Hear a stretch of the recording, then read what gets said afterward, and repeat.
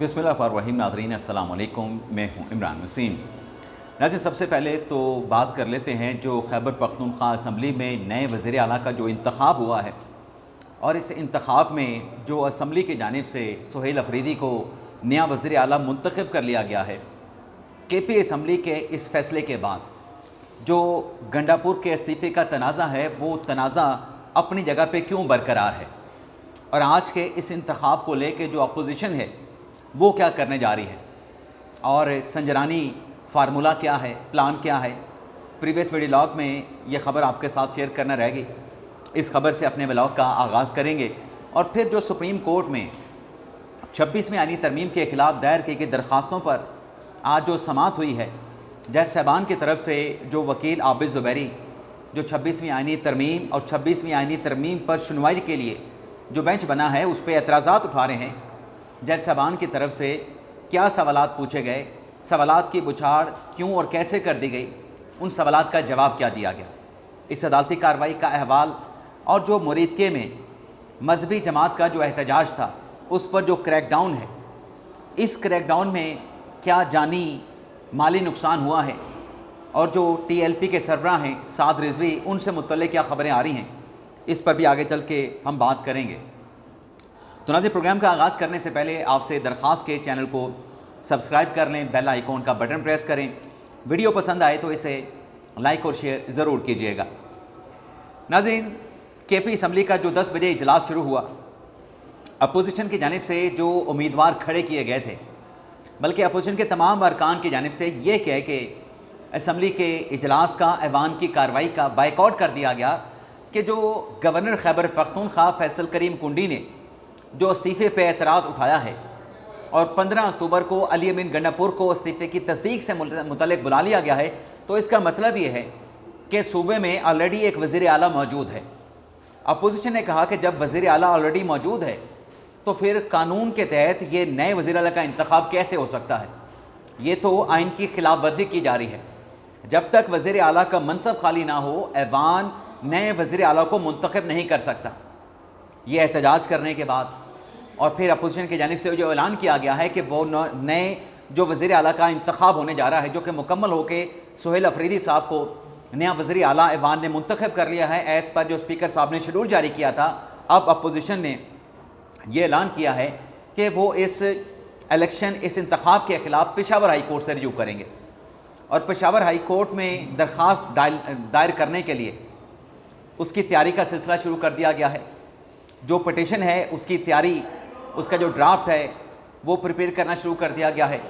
जबकि इसके साथ साथ जो खैबर पख्तूनख्वा के एडवोकेट जनरल हैं उनके ऑफिस में ये मुशावरत की जा रही है तहरीक इंसाफ की तरफ से कि ये जो तनाज़ा है गंडापुर के इस्तीफ़े का, इसको कैसे रोकना है, इसका दिफा पेशावर हाई कोर्ट में कैसे करना है, इस पर मुशावरत का, कंसल्टेशन का जो है वो आगाज़ कर दिया गया है। तो देखते हैं, सुहेल अफरीदी साहब तो वज़ीर आला मुंतखब हो गए हैं, लेकिन जो गंडापुर के इस्तीफ़े का तनाज़ा है वो अपनी जगह पे बरकरार है और ये जो तनाज़ा है मुमकिना तौर पे बज़ाहिर ऐसा लगता है, एक पेशगोई कर रहे हैं, एक अंदाज़ा लगा रहे हैं कि हो सकता है कि पेशावर हाई कोर्ट से ये जो इंतखाब है ये रिवर्स हो जाए और दोबारा से ये खैबर पख्तूनख्वा के वज़ीर आला का जो इलेक्शन है वो करवाना पड़ जाए। वैसे वोट जो हैं वो सुहेल अफरीदी साहब को 90 पड़े हैं। 93 का स्टैंड था, 90 वोट पड़ना इसकी इंडिकेशन ये है, इसकी डिपिक्शन ये है कि नंबर गेम तहरीक इंसाफ के नामज़द जो उम्मीदवार हैं सुहेल अफरीदी, उनके पास नंबर मौजूद हैं। तो देखते हैं अदालत से जब ये पटिशन फाइल होती है वहाँ से क्या फ़ैसला सामने आता है। अब नाज़रीन, बात करते हैं 26वीं आईनी तरमीम के ख़िलाफ़ जो दायर की गई दरख्वास्तें हैं।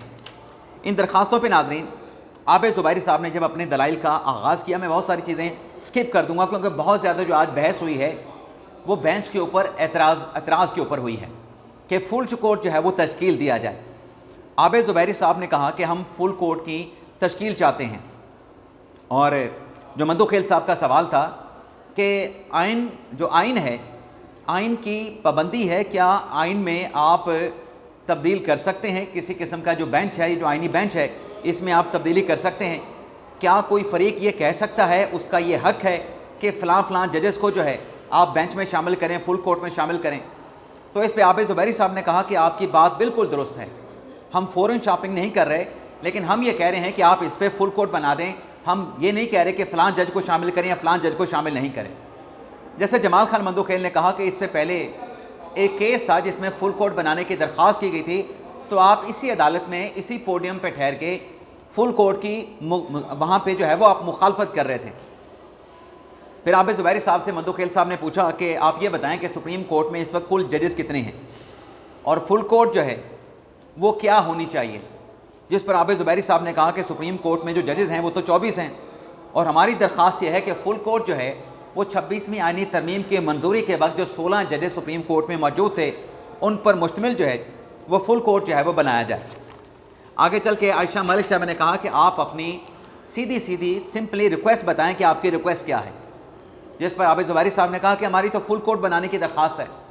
यहाँ पे जैसे जमाल खान मंदोखेल साहब ने कहा कि जो 26वीं आईनी तरमीम के बाद आने वाले जजेस हैं, आप बताएं कि वो क्यों फुल कोर्ट में शामिल नहीं हो सकते, और अगर आप 26वीं आईनी तरमीम के मंजूरी के वक्त जाना चाहते हैं तो फिर चीफ जस्टिस कौन होगा, बेंच में किसको बैठना पड़ेगा, बेंच की सरबराही कौन करेगा। और फिर ये भी कहा मंदोखेल साहब ने कि जिसका डायरेक्ट मफाद है, यानी 26वीं आईनी की तरमीम के तहत याई अफदी साहब चीफ जस्टिस बने हैं, क्या वो बेंच में बैठ सकते हैं। फिर मंदोखेल साहब ने इशारों में कहा कि जिनका हक मुतासर हुआ है या जो मुतासरा फरीक हैं वो बेंच में शामिल हो सकते हैं, जिस पे आबिद ज़ुबैरी साहब ने कहा कि ये फ़ैसला बेंच में उन्होंने बैठना है, किस जज ने नहीं बैठना है, ये फ़ैसला जज के करने का अख्तियार है।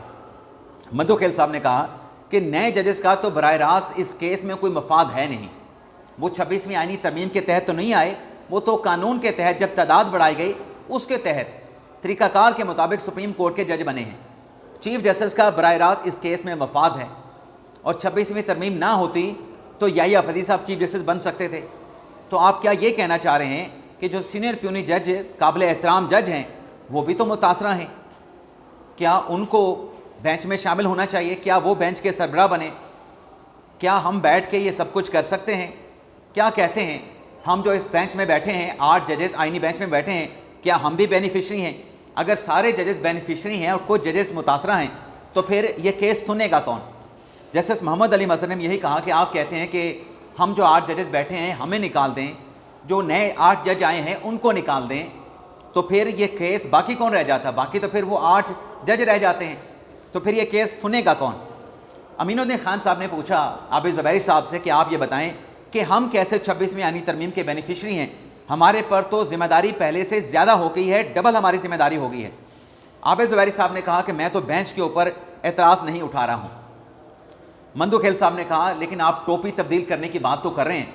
मंदोखेल साहब ने कहा आबिद ज़ुबैरी साहब से कि आप अपने दलाइल में ये कह रहे हैं कि हम आईनी बेंच में तो बैठ के 26वीं आईनी तरमीम के बेनिफिशरी हैं, लेकिन जो फुल कोर्ट आप मांग रहे हैं अगर उस फुल कोर्ट में हम जाके बैठ जाएं तो वहाँ पे आपको एतराज़ नहीं, तो हमारी तो सिर्फ टोपी तब्दील हुई है, तब्दील होगी। अगर बेंच तब्दील होता है सिर्फ टोपी तब्दील होगी, लेकिन यहाँ पे आईनी बेंच पे आपको हमारे ऊपर एतराज़ है।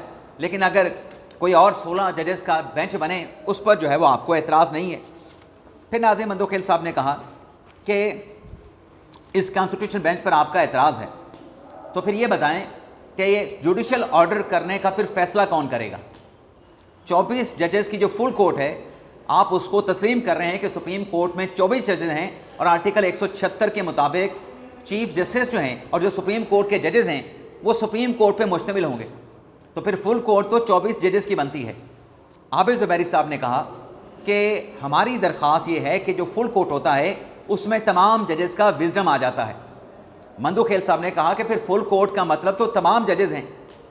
फिर आप कहते हैं कि 26वीं आईनी तरमीम वाले जो जजेस हैं, जो पहले वाले जजेस हैं, उनको शामिल किया जाए, तो आप तो फिर जजेस का इंतखाब कर रहे हैं। क्या जो प्रैक्टिस एंड प्रोसीजर कमेटी है वो फुल कोर्ट तश्कील दे सकती है? यहाँ पर तो आर्टिकल 191 की बात भी यहाँ पे हो रही है।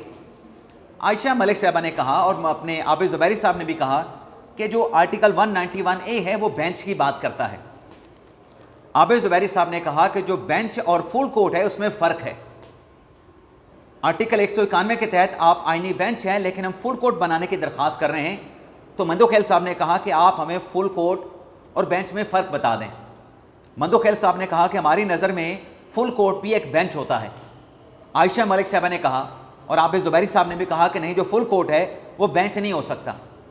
बेंच हम हैं या जो रेगुलर बेंचेस होते हैं, आइनी बेंचेस होते हैं, तो इस पे जमाल खान मंदोखेल साहब ने कहा कि अगर फुल कोर्ट बेंच नहीं होता तो फिर आप ये बता दें कि कॉन्स्टिट्यूशन में जो आप जिक्र कर रहे हैं कि आर्टिकल 191 में बेंच का जिक्र किया गया है, तो कॉन्स्टिट्यूशन में वहाँ पे फुल कोर्ट का कहाँ पे जिक्र मौजूद है?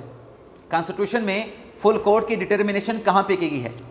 जस्टिस मोहम्मद अली मज़हर ने कहा कि जो जजेस आइनी बेंच का हिस्सा नहीं है, क्या हमारे पास अख्तियार है उनको बेंच में शामिल कर लें? क्या आइनी बेंच फुल कोर्ट तश्कील देने का अख्तियार रखता है?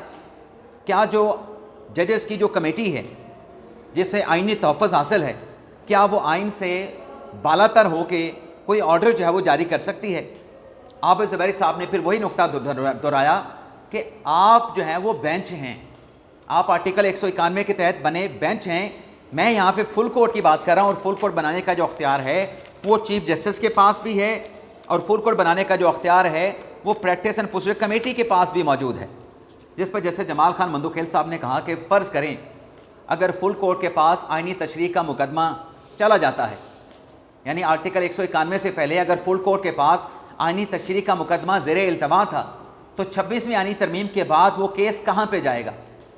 आबिद ज़ुबैरी साहब ने कहा कि जुडिशल ऑर्डर के ज़रिए आप फुल कोर्ट बनाने के लिए मामला जो है वो चीफ जस्टिस को भिजवा सकते हैं, इसमें कोई रखना कोई रुकावट नहीं है। अच्छा, फिर मोहम्मद अली मदद साहब ने पूछा, जो बार बार जुडिशल ऑर्डर की बात हो रही है, कि आप ये बताएं कि किस किस्म का जुडिशल ऑर्डर जो है आप इस अदालत से चाहते हैं? क्या आप चाहते हैं कि ये मामला चीफ जस्टिस को फुल कोर्ट के लिए भिजवाया जाए या सीनियर प्यूनी जज को फुल कोर्ट के लिए मामला जो है भिजवाया जाए? अब तो 26वीं आइनी तरमीम के बाद, प्रैक्टिस एंड प्रोसीजर कानून के बाद, चीफ जस्टिस तो मास्टर ऑफ रोस्टर नहीं रहे। और फिर मंदोखेल साहब ने कहा कि फुल कोर्ट में बेंच में क्या फ़र्क है, इसको आप जो है वो डिफ्रेंशिएट कर दें। फिर आयशा मलिक साहब ने कहा कि फुल कोर्ट जो है दरअसल एक कन्वेंशन है और इस कन्वेंशन के तहत ही कई मरतबा माजी में सुप्रीम कोर्ट में फुल कोर्ट जो है वो तश्कील दिया गया है। आबिद ज़ुबैरी साहब ने जस्टिस कादी फाइसा केस का हवाला दिया कि उसमें भी बेंच पे एतराज़ आने पे फुल कोर्ट जो है वो तश्कील दिया गया था। बेंच बनाने का अख्तियार कमेटी का भी है, फुल कोर्ट बनाने का अख्तियार कमेटी और चीफ जस्टिस दोनों का मौजूद है। जस्टिस हिलाली साहबा ने यह सवाल किया, मुसर्रत हिलाली साहबा ने, कि 26वीं आइनी तरमीम के बाद जजेस पे एतराज़ात हैं, क्या ये अदालत जिसके ऊपर एतराज़ात उठाए जा रहे हैं ये जुडिशल ऑर्डर फिर कर सकती है? आबिद ज़ुबैरी साहब ने कहा कि फुल कोर्ट के लिए चीफ जस्टिस आज भी मास्टर ऑफ रोस्टर हैं। जस्टिस हिलाली ने कहा कि जब हम पे एतराज़ है आइनी बेंच के जजेस पे, तो हम ऑर्डर फिर कैसे कर सकते हैं?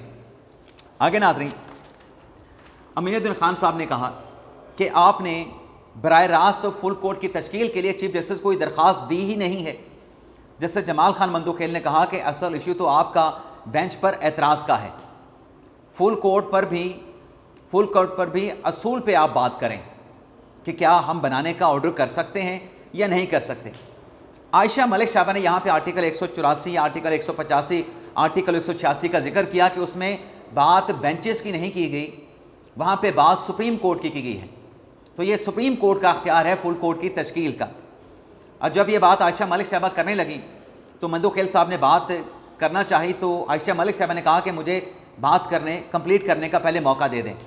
जब आयशा मलिक साहबा ने अपनी बात कर ली और इस बात को उन्होंने इंडोर्स किया अपने रिमार्क्स ऑब्जर्वेशन के ज़रिए कि फुल कोर्ट बनाने का जुडिशल ऑर्डर हो सकता है, कॉन्स्टिट्यूशन में बेंच की बात नहीं, कॉन्स्टिट्यूशन में सुप्रीम कोर्ट की बात की गई है, तो फिर जैसे जमाल खान मंदोखेल साहब ने आबिद ज़ुबैरी साहब से पूछा कि जो आयशा मलिक साहबा ने कहा है, क्या आप इसमें मज़ीद कुछ ऐड करना चाहते हैं?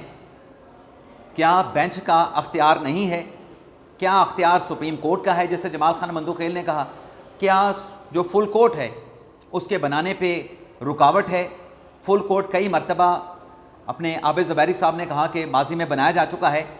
ये आबिद ज़ुबैरी साहब कह रहे थे, मंदोखेल साहब नहीं कह रहे थे। मंदोखेल साहब ने आगे चल के कहा कि क्या मज़ीद आप इसमें कुछ ऐड करना चाहते हैं? ये सारी बातें, माफ़ी चाहता हूँ नाज़रीन, ये सारी बातें आयशा मलिक साहबा ने की कि अख्तियार बेंच का नहीं, अख्तियार सुप्रीम कोर्ट का है। क्या फुल कोर्ट बनाने पे रुकावट है? फुल कोर्ट कई मरतबा माजी में भी बन चुका है। जिस पे मंदोखेल साहब ने कहा क्या मज़ीद इसमें आबिद ज़ुबैरी साहब, जो आयशा मलिक साहबा ने कहा, इसमें आप ऐड करना चाहते हैं? लाइव स्ट्रीमिंग पे पूरी कौम हमें देख रही है। फुल कोर्ट अगर बनाना है तो फिर 24 जजेस का क्यों नहीं 16 जजेस का क्यों? आप फिर सिर्फ फुल कोर्ट की दरख्वास्त का कह सकते हैं। आर्टिकल 176 में फुल कोर्ट जो है वो तमाम जजेस पे मुश्तमिल हो सकती है। अपनी रिक्वेस्ट को फिर आप सिंपल कर लें। किसी दरख्वास्त में आपने इस्तदा नहीं की कि 26वीं आईनी तरमीम पे पहले वाले जजेस जो हैं उसे फुल कोर्ट में जो है वो शामिल किया जाए। क्या वो जो जजेस हैं जो 26वीं आईनी तरमीम के बाद आए हैं, आप कहते हैं कि उनको फुल कोर्ट में शामिल ना किया जाए, फिर तो उन जजेस को पहले सुप्रीम कोर्ट से निकालना पड़ेगा।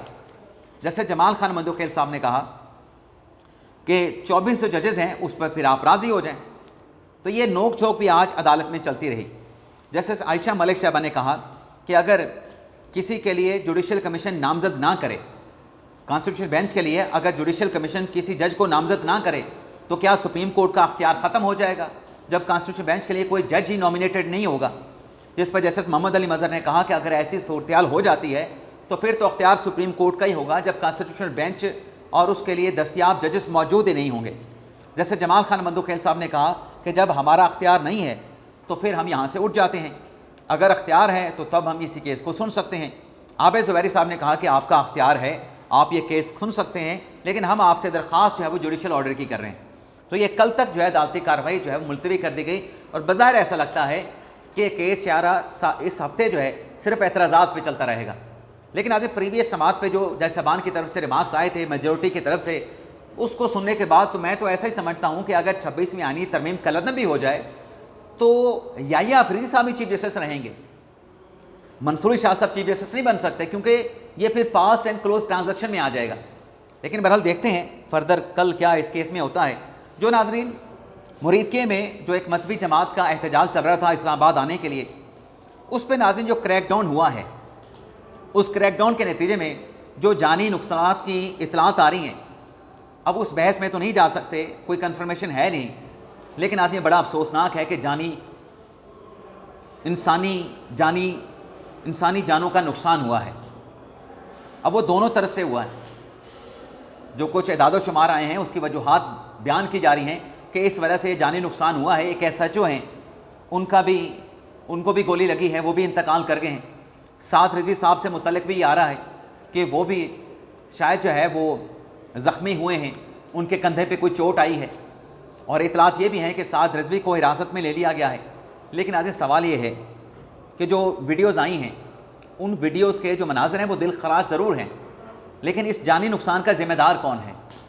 ये सवाल सबसे अहम है कि जानी जो नुकसान हुआ है वो अफसोसनाक है, लेकिन जानी नुकसान का ज़िम्मेदार कौन है? तो ये नाज़रीन हमारा आज का वीडियो लॉग है। आपसे इजाज़त चाहते हैं। अल्लाह ताला हम सब